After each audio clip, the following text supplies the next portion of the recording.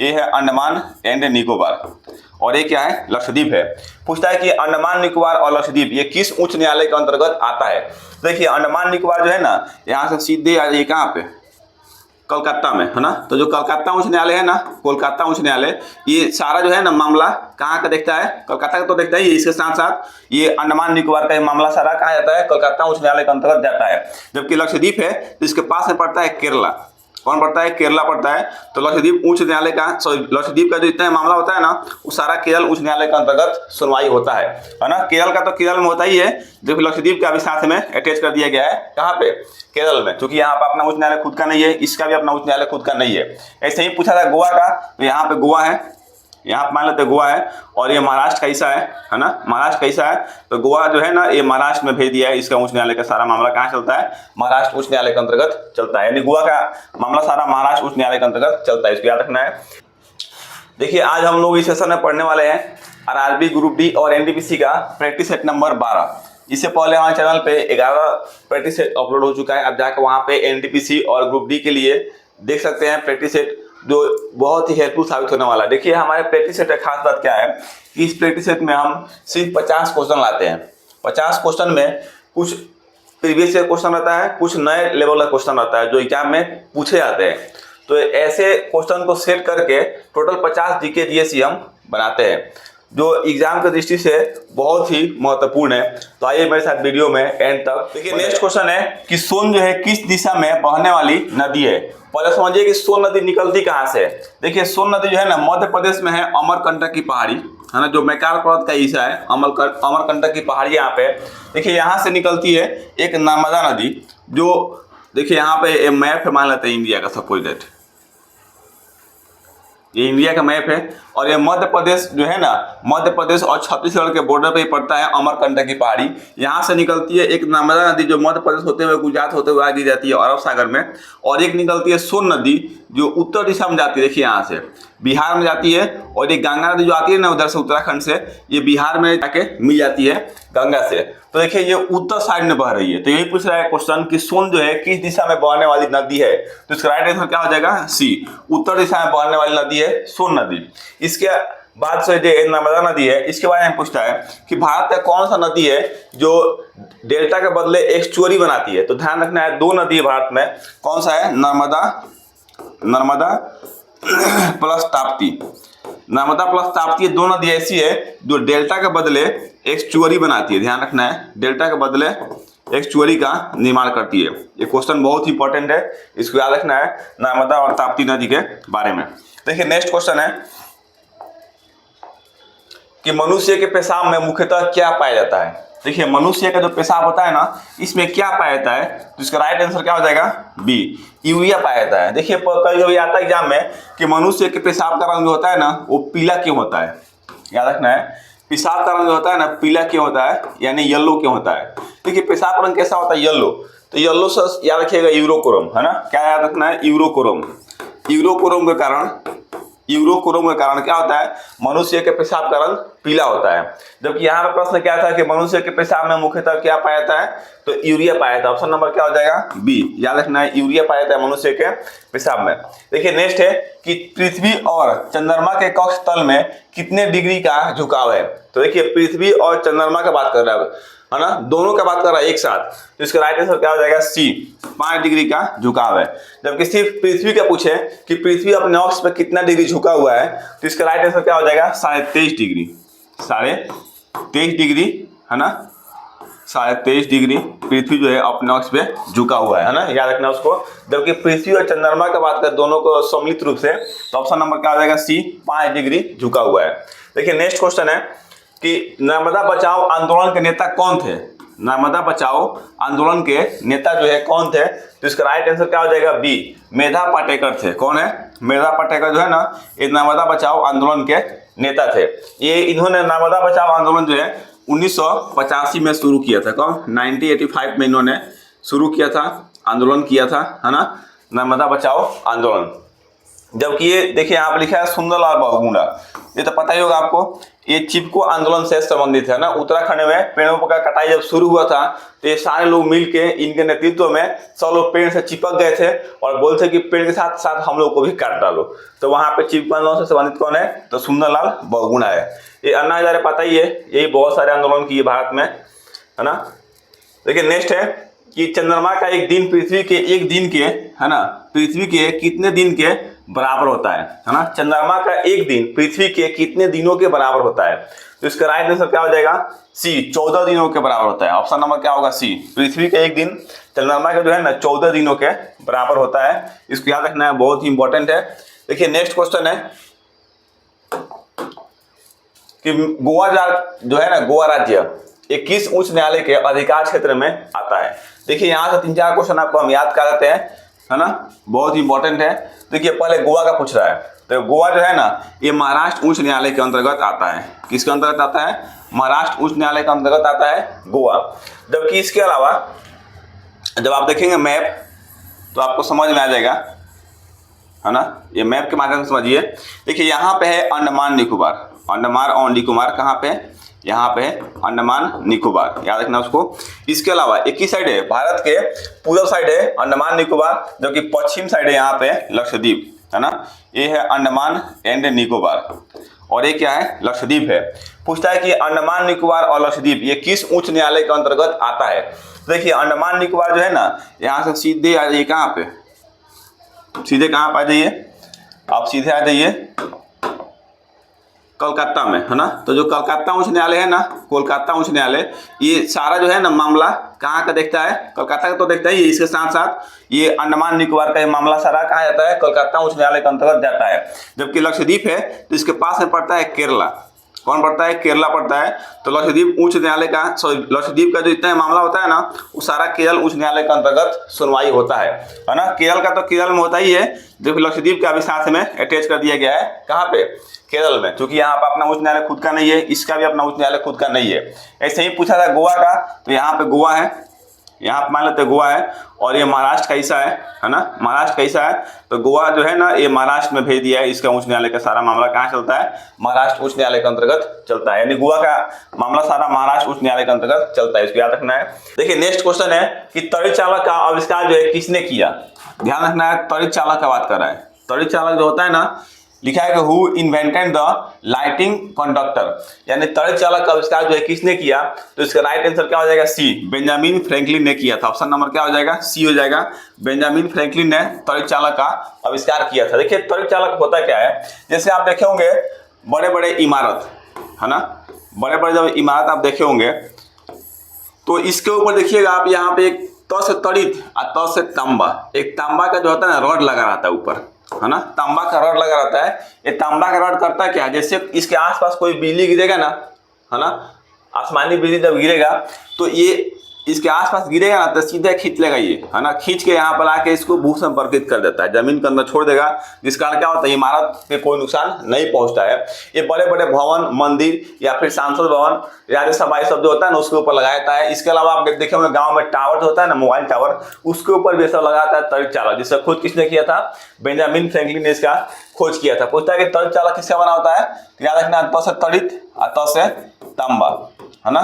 तड़ित चालक किसका बना होता है, तांबा यानी कॉपर का बना होता है तड़ित चालक। बहुत इंपॉर्टेंट है कि राजा राम मोहन राय को जो है किस नाम से जाना जाता है। देखिए राजा राम मोहन राय जो है ना उसको भारत का आधुनिक निर्माता के नाम से जाना जाता है ना, राजा राम मोहन राय को भारत का आधुनिक निर्माता के नाम से जाना जाता है, जो इंपॉर्टेंट क्वेश्चन है। इसके अलावा राजा राम मोहन राय को ना और एक नाम जाना जाता है, भारतीय पुनर्जागरण का जनक के नाम से भी जाना जाता है। राजा राम मोहन राय को जो है भारतीय पुनर्जागरण का जनक, याद रखना उसको, क्वेश्चन को, भारतीय पुनर्जागरण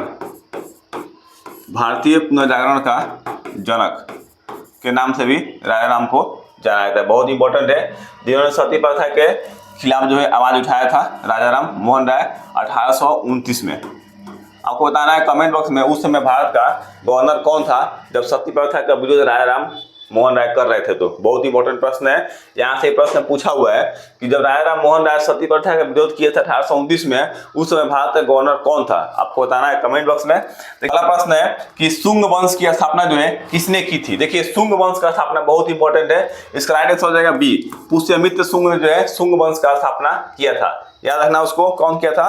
पुष्यमित्र शुंग ने शुंग वंश का स्थापना किया था। इसका कभी पूछता है कि राजधानी कहाँ था, तो पुष्यमित्र शुंग ने जब शुंग वंश का स्थापना किया था तो इसका राजधानी कहाँ बनाया था?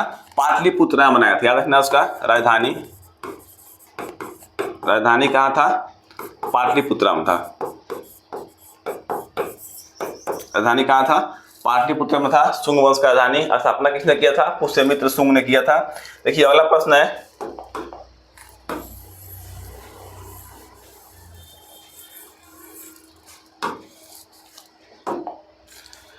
सातवाहन वंश का संबंध जो है वर्तमान के किस राज्य में है? सातवाहन वंश वर्तमान के किस राज्य में पड़ता है? तो इसका राइट आंसर क्या हो जाएगा? बी, आंध्र प्रदेश में पड़ता है। सातवाहन वंश का जो है ना, अभी जब उस समय जब सातवाहन वंश का जब स्थापना हुआ था, सिमुक ने किया था, तो अभी प्रेजेंट टाइम में राज्य का बंटवारा हो गया है, भारत राज्यों का संघ है, तो एक आंध्र प्रदेश राज्य में पड़ गया कौन? सातवाहन वंश का जो है संबंध। पूछता है कि सातवाहन वंश का, ध्यान रखना है, सातवाहन वंश का संस्थापक कौन था? याद रखना है, संस्थापक कौन था? तो सिमुक था। कौन था? सिमुक था सातवाहन वंश का संस्थापक।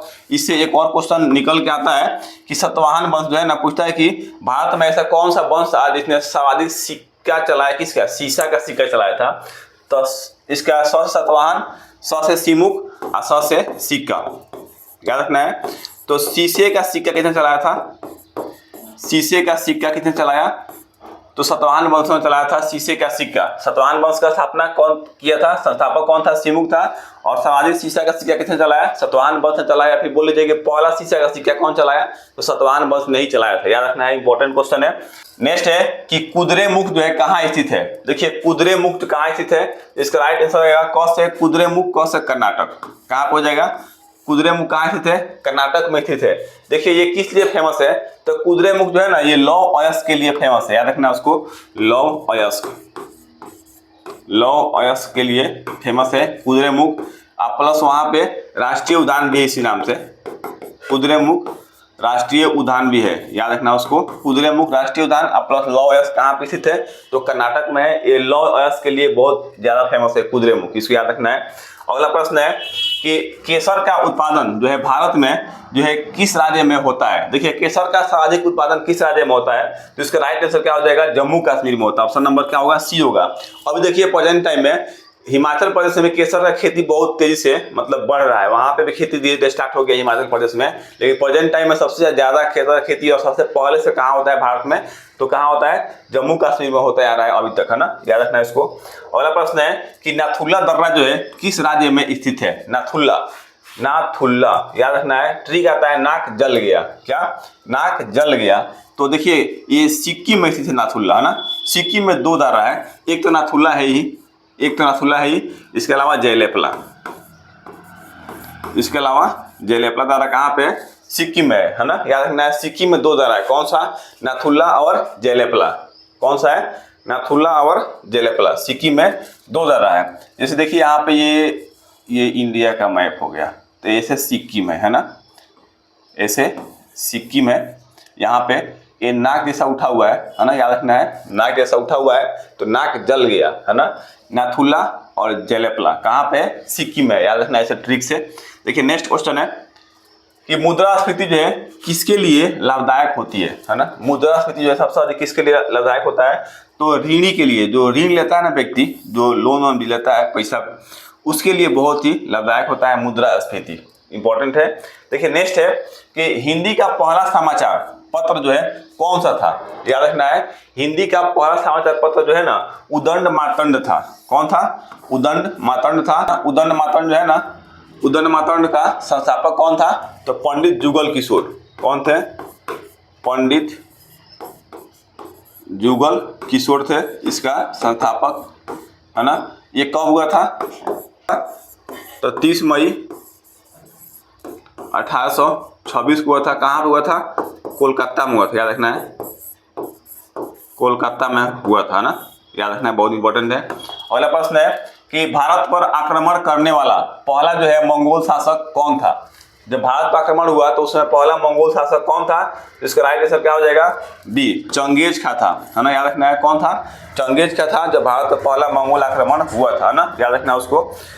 देखिए नेक्स्ट क्वेश्चन है कि आगरा का पैलेस कहाँ स्थित है। देखिए आगरा का पैलेस जो है ना ये कहाँ स्थित है, ये बहुत इंपॉर्टेंट है। आगरा का पैलेस ये है पुणे में स्थित, कहाँ पे, पुणे में, महाराष्ट्र के पुणे में स्थित है आगरा का पैलेस। जब महात्मा गांधी ने भारत छोड़ो आंदोलन 8 अगस्त 1942 को प्रारंभ किया था, याद रखना है भारत छोड़ो आंदोलन कब हुआ था, 8 अगस्त 1942 को हुआ था भारत छोड़ो आंदोलन। उस समय एक दिन बाद इसमें मतलब महात्मा गांधी के बहुत सारे साथियों को क्या किया गया, गिरफ्तार कर लिया गया, जिसमें महात्मा गांधी के साथ साथ इनके वाइफ को और कुछ साथियों को जेल के अंदर रखा गया। किसके अंदर, आगरा का पैलेस के अंदर रखा गया, जिसमें 2 साल के बाद महात्मा गांधी की वाइफ वहीं पे दम तोड़ दी, है ना। महात्मा गांधी की पत्नी वहीं पे मर गई उसी आगरा का पैलेस में, जो आगरा का पैलेस आज ही महात्मा गांधी के पत्नी का समाधि स्थल। याद रखना है। तो पूछता है कि कस्तूरबा गांधी का समाधि स्थल कहाँ पे है, तो आगरा का पैलेस है, बहुत इंपॉर्टेंट है, इसको याद रखना है। देखिए नेक्स्ट क्वेश्चन है, लिखा है कि स्वर्ण मंदिर का निर्माण जो है किसने करवाया। स्वर्ण मंदिर का निर्माण जो है किसने करवाया था, तो इसका राइट आंसर क्या हो जाएगा, स्वर्ण मंदिर का निर्माण गुरु अर्जुन देव ने करवाया था, है ना। अमृतसर में जो है स्वर्ण मंदिर जिसको बोलते हैं गोल्डन टेम्पल, उसका निर्माण किसने कराया, तो गुरु अर्जुन देव ने करवाया था। ये जो है ना 10 गुरु में से ये 5वें नंबर के गुरु थे, है ना। कौन थे, 5वें नंबर के गुरु थे। जबकि पूछता है कि स्वर्ण मंदिर पे सोने का चादर किसने चढ़ाया। पहले तो सिर्फ मंदिर बना था ना, बाद में चढ़ा था उस पर सोने का चादर, कौन चढ़ाया था, तो राजा रणजीत सिंह ने चढ़ाया था सोने का चादर। याद रखना है, राजा रणजीत सिंह ने स्वर्ण मंदिर पे सोने का चादर चढ़ाया था, है ना, सोने का चादर चढ़ाया था। देखिए नेक्स्ट है कि मालती माधव के लेखक कौन है ना। पूछता है कि मालती माधव के लेखक कौन है, तो भवभूति है। कौन है, ऑप्शन नंबर बी होगा, भवभूति है जो मालती माधव के लेखक है। अगला प्रश्न है कि बीजक के लेखक कौन है। देखिए बहुत इंपॉर्टेंट है, बीजक के लेखक कौन है, इसका राइट आंसर क्या हो जाएगा, बीजक के लेखक जो है ना वो कबीर दास है। कौन है, ऑप्शन नंबर सी होगा, कबीर दास बीजक के लेखक है, इंपॉर्टेंट है। देखिए अगला प्रश्न है, लिखा है कि प्रजनन शक्ति में कमी किस विटामिन के कमी से होती है ना। याद रखना है, प्रजनन शक्ति जो होता है ना, यानी बोलता है deficiency of which vitamin causes reduced fertility. इसका राइट आंसर क्या हो जाएगा, सी, विटामिन सी के विटामिन ई के कारण जो होता है ना प्रजनन शक्ति में कमी आता है। कौन होगा, विटामिन ई के कारण प्रजनन शक्ति में कमी आ जाता है। देखिए अगला प्रश्न है कि ज्वार भाटा जो है सबसे ऊंचा कब होता है। ज्वार भाटा जो होता है ना वो सबसे ऊंचा जो है कब होता है, तो इसका राइट आंसर क्या हो जाएगा, जब सूर्य चंद्रमा और पृथ्वी एक सीधी रेखा में। ऑप्शन नंबर क्या होगा, बी होगा। जब सूर्य चंद्रमा और पृथ्वी एक सीधी रेखा में होता है ना, सूर्य चंद्रमा और पृथ्वी एक सीधी रेखा में होता है, तो ज्वार भाटा जो है ना सबसे ऊंचा होता है। बहुत इंपॉर्टेंट है, इसको याद रखना है। ज्वार भाटा सबसे ऊंचा कब होगा, जब सूर्य चंद्रमा और पृथ्वी एक सीधी रेखा में होता है ना। ये कब होता है, देखिए ये हर महीने में 2 बार होता है ना, याद रखना है इसको। ज्वार भाटा जो आता है ना ये हर महीने में ऐसे घटनाएं जो है 2 बार होती है। कब कब होती है, एक तो पूर्णिमा का दिन होती है, पहला पूर्णिमा का दिन होता है, और दूसरा अमावस्या का दिन होता है। अमावस्या का दिन होता है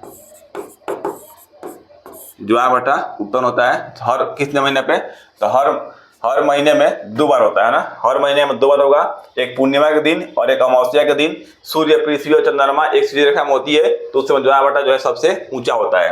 देखिए अगला प्रश्न है कि हजरत बल मस्जिद कहाँ स्थित है ना। याद रखना है, हजरत बल मस्जिद जो है ये कहाँ स्थित है, तो इसका राइट आंसर क्या हो जाएगा, सी, श्रीनगर में स्थित है हजरत बल मस्जिद। यहाँ पर हजरत साहब का जो है ना एक बाल रखा गया है ना, सर का बाल यहाँ पे रखा गया है।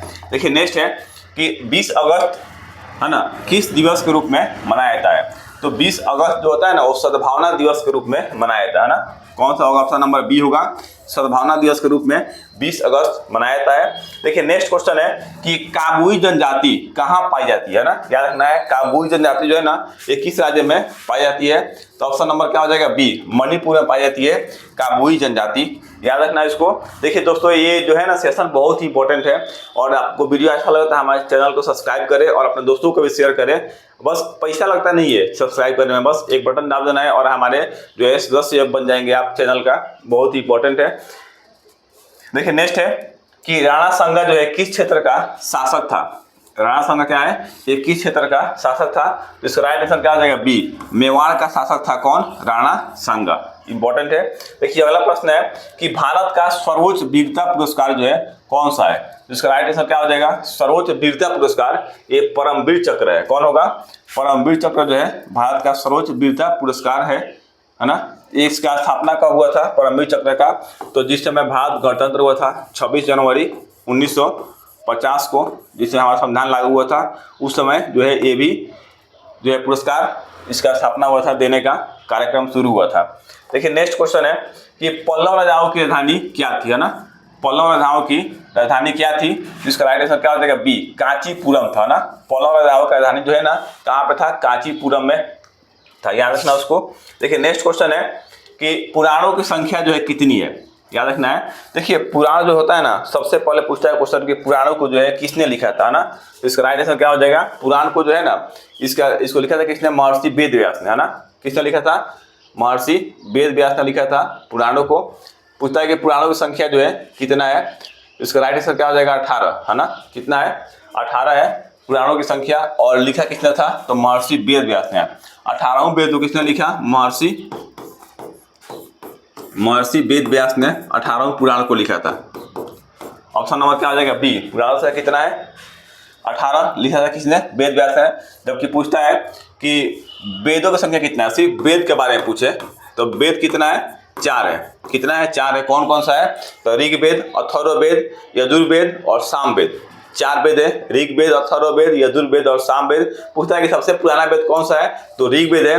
जो कि पूछता है कि गायत्री मंत्र कहाँ से लिया गया है, तो ऋग्वेद से लिया गया है। फिर पूछता है कि ऋग्वेद का रचयिता कौन है, तो विश्वामित्र है, कौन है, महर्षि विश्वामित्र है ऋग्वेद का रचयिता। इसके अलावा पूछता है कि यजुर्वेद से क्या होता है, तो यजुर्वेद से जो है ना पूजा पाठ का है ना, या फिर यज्ञ अनुसंधान का जो है उसमें से मिलता है। और इसके अलावा पूछता है कि अथर्ववेद, अथर्ववेद जो है ना जादू टोना से संबंधित है। जबकि पूछता है कि सामवेद जो है वो गायन शैली से संबंधित है, सामवेद, याद रखना इसको इंपॉर्टेंट है। देखिए नेक्स्ट क्वेश्चन है कि कुका आंदोलन किसने शुरू किया, तो इसका राइट आंसर हो जाएगा बी, राम सिंह कुका ने शुरू किया था कुका आंदोलन। कब हुआ था, तो 1857 में हुआ था, कहाँ से हुआ था, पंजाब से हुआ था ना। ये जो है 12 अप्रैल 1857 को, 12 अप्रैल 1857 को कहाँ पे शुरू हुआ था, तो पंजाब में हुआ था शुरू कुका आंदोलन। किसने किया था, तो राम सिंह कुका ने किया था कुका आंदोलन का शुरुआत। देखिए नेक्स्ट है कि विषुवतीय क्षेत्र में कैसी वर्षा होती है ना, याद रखना है विषुवतीय क्षेत्र जो होता है ना यहाँ पे जो है समवनीय वर्षा होती है। कैसा होता है, समवनीय वर्षा होता है विषुवतीय क्षेत्र में। देखिए नेक्स्ट क्वेश्चन है कि नर्मदा नदी को क्या कहा जाता है, बहुत इंपॉर्टेंट है, नर्मदा नदी को किस नाम से जाना जाता है, तो नर्मदा नदी जो है ना बताया था मध्य प्रदेश के अमरकंटक के पहाड़ी से निकलती है और गुजरात होते हुए आगे गिरती है अरब सागर में, तो ये गुजरात की जीवन रेखा कहा जाता है ना। नर्मदा नदी से ही गुजरात में अधिक लोग पानी पीते हैं, उसको फिल्ट्रेशन करके बहुत सारे सरकार मतलब वहाँ पे जो एरिया है ना गुजरात के अंदर, ज़्यादा नर्मदा नदी के पानी को लेकर और वहाँ बड़ा सा फिल्टर मशीन लगा के पूरे एरिया में पानी वहाँ से ट्रांसफर होता है, सभी लोग पानी पीते हैं नर्मदा नदी का ही। इसलिए गुजरात की जीवन रेखा किसको कहा जाता है, नर्मदा नदी को कहा जाता है, याद रखना उसको। देखिए नेक्स्ट क्वेश्चन है कि करबला कहाँ स्थित है। देखिए ये प्रश्न एग्जाम में पूछेगा, करबला जो है कहाँ स्थित है, तो इसका राइट आंसर क्या हो जाएगा, इराक में स्थित है। कहाँ पे, इराक में स्थित है करबला, याद रखना है। और सॉरी कहाँ पे स्थित है करबला जो है, हाँ इराक में स्थित है ना। ये शिया समुदाय के लिए फेमस है, शिया समुदाय के लोग ज़्यादा यहाँ पे जाते हैं इराक में, करबला जो है याद रखना है उसको। देखिए नेक्स्ट क्वेश्चन है कि स्लेट जो है किसका रूपांतरित रूप है ना। स्लेट जो होता है ना किसका रूपांतरित रूप है, तो ये सेल का रूपांतरित रूप है ना। सेल चट्टान का रूपांतरित रूप क्या है, स्लेट है। देखिए नेक्स्ट है कि बेलूर मठ के संस्थापक कौन थे, याद रखना बहुत इंपॉर्टेंट है। बेलूर मठ के संस्थापक कौन है, तो इसका राइट आंसर क्या हो जाएगा, स्वामी विवेकानंद है। कौन हो जाएंगे, स्वामी विवेकानंद है बेलूर मठ के संस्थापक। कब हुआ था, तो इसने जो है ना पश्चिम बंगाल में किया था। कहाँ पे किया था? बेलूर मठ का संस्थापक पश्चिम बंगाल में किया था। कब किया था? तो इन्हें बेलूर मठ का जो है हुगली नदी पर किया था ना। कहाँ पे? बेलूर मठ कहाँ पे? पश्चिम बंगाल के हुगली नदी पे है। पश्चिम बंगाल के ये हुगली नदी पे है बेलूर मठ। याद रखना किसने किया था स्थापना इसका? तो स्वामी विवेकानंद ने किया था। जबकि दयानंद सरस्वती जो है ये आर्य समाज का स्थापना किया था। याद रखना है किससे किया था? आर्य समाज का स्थापना किया था दयानंद सरस्वती है ना। देखिए नेक्स्ट है कि CISF अकादमी जो है कहाँ स्थित है? याद रखना है CISF अकादमी सेंट्रल इंडस्ट्रियल सिक्योरिटी फोर्स है ना। Central industrial security force CISF का मतलब जो है अकादमी कहाँ स्थित है? तो इसका राइट आंसर क्या हो जाएगा? हैदराबाद में स्थित है ना। अकादमी की बात कर रहा है ना, हेडक्वार्टर नहीं है। हेडक्वार्टर तो दिल्ली में है, अकादमी पूछ रहा है। तो ये कहाँ पे अकेडमी? ये हैदराबाद में है ना। इसका स्थापना जो है CISF का कब हुआ था? पूछता एग्जाम में कभी कभी कि CISF का स्थापना कब हुआ था? तो 10 मार्च 1969 को हुआ था CISF का स्थापना। कब हुआ था? 10 मार्च 1929 को CISF का स्थापना हुआ था। 10 मार्च 1929 को, सॉरी 1969 में, 10 मार्च 1969 में CISF का स्थापना हुआ। याद रखना उसको, 10 मार्च 1969 में जो है CISF का स्थापना हुआ था। बहुत इंपॉर्टेंट है। देखिए नेक्स्ट क्वेश्चन है कि भारत के प्रथम जो है संचार उपग्रह का नाम क्या है ना। भारत का प्रथम जो है संचार उपग्रह का नाम क्या है? तो इसका राइट आंसर क्या हो जाएगा? एप्पल है। क्या है? एप्पल है भारत का पहला जो है संचार उपग्रह। सिर्फ संचार का बात कर रहा है ना। लिखा है कि what was the name of the India first है ना कम्युनिकेशन सैटेलाइट। तो कौन सा होगा? एप्पल होगा। देखिए नेक्स्ट है कि ITDC का पूरा नाम क्या है? ITDC का पूरा नाम क्या है? तो इसका राइट आंसर क्या हो जाएगा? Indian tourism development corporation. Option number ये होगा, Indian tourism development corporation ITDC का पूरा नाम होगा। नेक्स्ट है कि शिवाजी द्वारा मुगलों के विरुद्ध किस रणनीति का उपयोग किया गया? तो राइट आंसर क्या हो जाएगा इसका? बी, गुरिल्ला युद्ध है ना। शिवाजी के द्वारा जो है ना मतलब शिवाजी द्वारा मुगलों के विरुद्ध गुरिल्ला युद्ध का जो है उपयोग किया गया था। इसमें होता क्या है कि छिप कर वार करना है ना, पर्वत पठार के पीछे छिप जाना और कोई सामने से आए तो उसको मार देना। इसको बोलते हैं गुरिल्ला युद्ध। देखिए नेक्स्ट क्वेश्चन है कि बुंदेलखंड को जो है किसने नहीं जीता था? तो बुंदेलखंड को जो है ना ये जो है बाजीराव प्रथम ने इसको नहीं जीत पाया था। बाकी सब लोग जीत लिए थे। अकबर जीता था, शिवाजी भी जीते थे और औरंगजेब भी जीता था, लेकिन बाजीराव प्रथम नहीं जीत पाए थे बुंदेलखंड को। याद रखना उसको। देखिए नेक्स्ट है कि मानव नेत्र के लिए अस्पष्ट दृष्टि की न्यूनतम दूरी कितनी होती है? तो देखिए मानव नेत्र के लिए अस्पष्ट दृष्टि की न्यूनतम दूरी की बात करते हैं 25 सेंटीमीटर होता है। क्या होता है? 25 सेंटीमीटर होता है। देखिए नेक्स्ट है कि तत्वों का पहला वर्गीकरण जो है किसने किया था ना। तत्वों का पहला वर्गीकरण किसने किया था? याद रखना है इसको। किसने किया था? तो न्यूलैंड्स ने किया था। किसने किया था? न्यूलैंड्स ने किया था जो तत्वों का पहला वर्गीकरण। बहुत इंपॉर्टेंट है, यहाँ से जाना प्रश्न आता है। तत्वों का वर्गीकरण किसने किया? न्यूलैंड्स ने किया था। देखिए इसके अलावा कुछ और प्रश्न एग्जाम में पूछता है जो आपको बता रहा हूँ यहाँ पे। देखिए यहाँ पे ऑप्शन नंबर ये है मेंडलीफ है ना। मेंडलीफ ने क्या किया था? इन्होंने आवर्त सारणी बनाया था पहला है ना।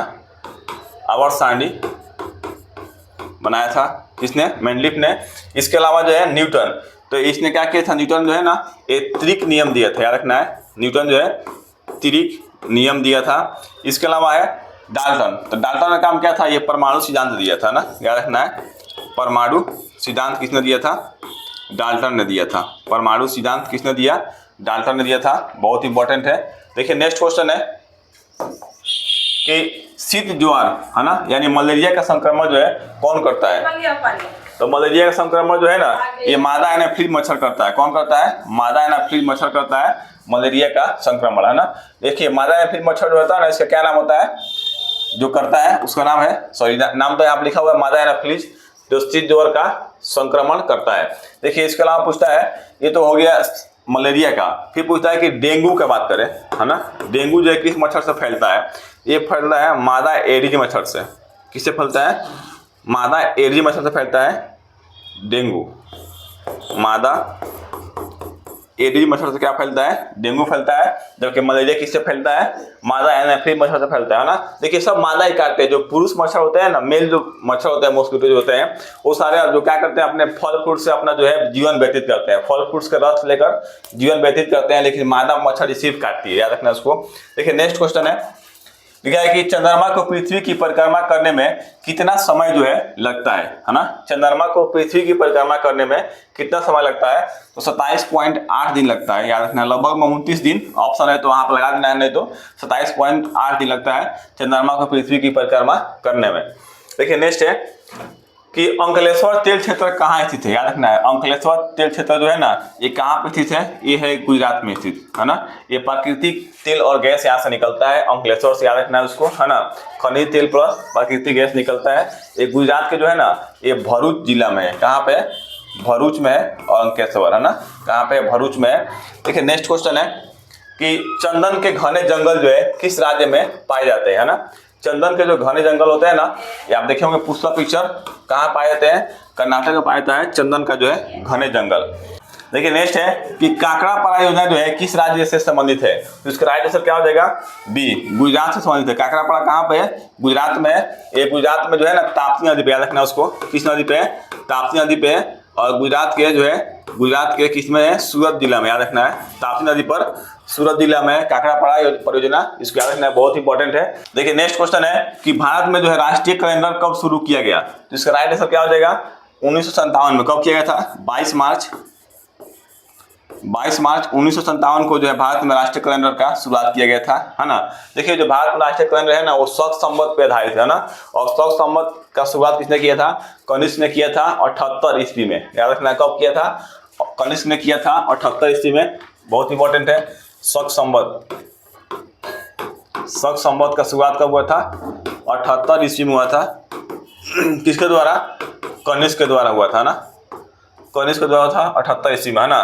पूछता है कि इसका पहला महीना कौन सा होता है, याद रखना है। शक संवत का जो है ना, ये पहला महीना कौन सा होता है, पहला महीना शक संवत का पहला महीना जो है ना, ये कौन सा होता है, तो चैत होता है ना। कौन सा होता है, चैत होता है पहला महीना, याद रखना उसको, बहुत इंपॉर्टेंट है। कब हुआ था, तो 78 ईस्वी में हुआ था। शक संवत का शुरुआत किसके द्वारा हुआ था, तो कनिष्क के द्वारा हुआ था ना। इसी पर आधारित है अपना भारत का राष्ट्रीय कैलेंडर, जिसका जो है भारत में कब शुरू किया गया, तो 22 मार्च 1957 को भारत में जो है शुरू किया गया था। इंपॉर्टेंट है, इसको याद रखना है। देखिए अगला प्रश्न है कि शालीमार बाग की स्थापना जो है किसने की थी, है ना। शालीमार बाग की स्थापना जो है किसने किया था, तो इसका राइट आंसर क्या हो जाएगा, जहांगीर ने किया था। कब किया था, कहाँ पे किया था, है ना। शालीमार बाग का स्थापना कौन किया था, जहांगीर ने किया था, है ना। शालीमार बाग का स्थापना कहाँ पे है, तो श्रीनगर में। शालीमार बाग कहाँ पे, श्रीनगर में। कब किया था, तो 1619 में किया था, है ना। शालीमार बाग का स्थापना कब किया था, 1619 में किया था। किसने किया था, तो जहांगीर ने किया था। और कहाँ किया था, तो श्रीनगर में किया था, याद रखना है उसको। देखिए अगला प्रश्न है कि शक्ति स्थल जो है कहाँ स्थित है, याद रखना है। शक्ति स्थल क्या है, तो इंदिरा गांधी का स्मारक है ना। इंदिरा गांधी का स्मारक बना हुआ शक्ति स्थल में, कहाँ पे है, तो ये दिल्ली में है ना। शक्ति स्थल कहाँ पे है, दिल्ली में, याद रखना उसको। इंदिरा गांधी का क्या है, स्मारक स्थल है। देखिए नेक्स्ट क्वेश्चन है कि लोकसभा के अध्यक्ष का चुनाव जो है कौन करता है ना। लोकसभा का सदस्य करता है आर्टिकल जो है 93 के तहत, है ना। आर्टिकल 93 के तहत जो है लोकसभा का अध्यक्ष का चुनाव करता है लोकसभा के सदस्य, है ना। धन्यवाद दोस्तों। वीडियो अच्छा लगे तो चैनल को सब्सक्राइब करें और अपने दोस्तों को भी शेयर करें।